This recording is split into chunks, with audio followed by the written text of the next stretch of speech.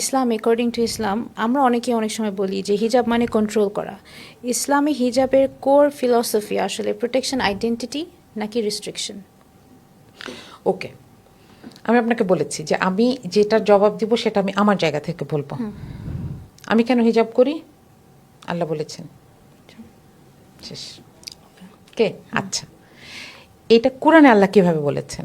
আল্লাহ বলছেন, হে নবী, তুমি মুমিন মহিলাদেরকে বলে দাও যেন তারা তাদের সামনে একটা কাপড় ঝোলায় এবং এই এই জায়গা ঢেকে রাখে।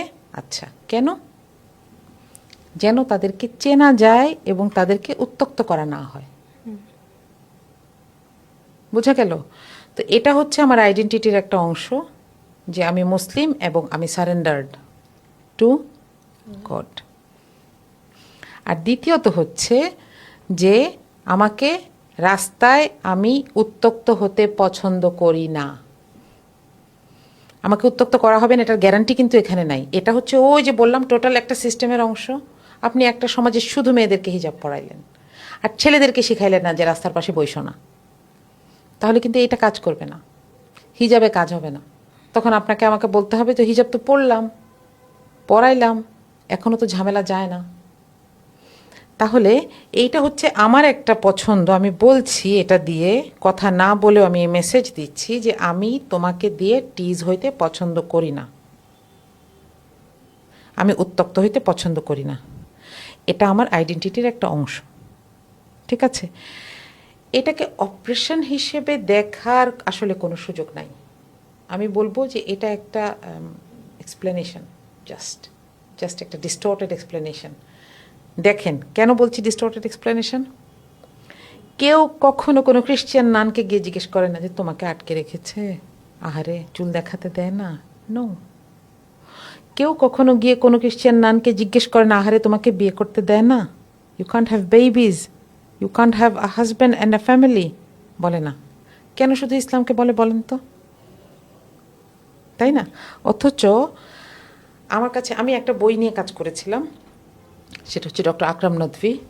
উনি 10,000 মুসলিম মহিলাদের, যারা মুসলিম স্কলার ছিলেন, হাদিস নিয়ে কাজ করেছেন, তাদেরকে নিয়ে একটা বড় বই লিখেছেন 43 খণ্ডের। সেটার একটা সিনপসিস হচ্ছে আল মুহাদ্দিসাত।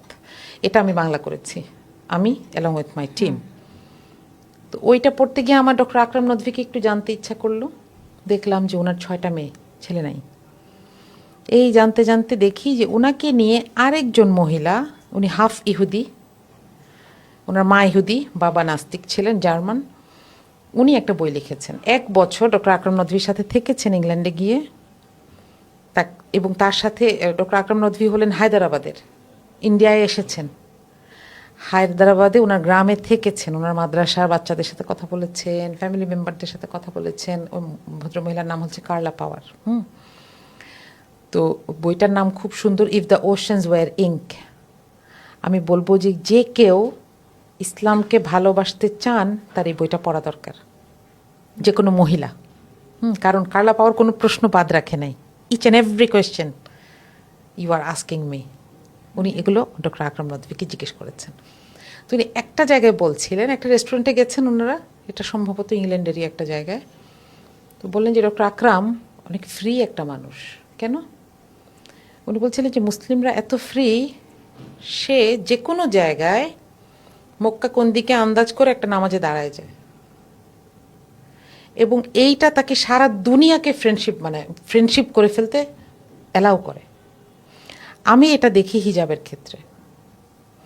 এই কাপড়টা একটা পিস অফ ক্লোথ আমাকে ফ্রি করে। কিভাবে? এটা কিন্তু ঘরের জন্য দেয়া হয় নাই, এটা দেয়া হয়েছে যেন আমি বের হইতে পারি।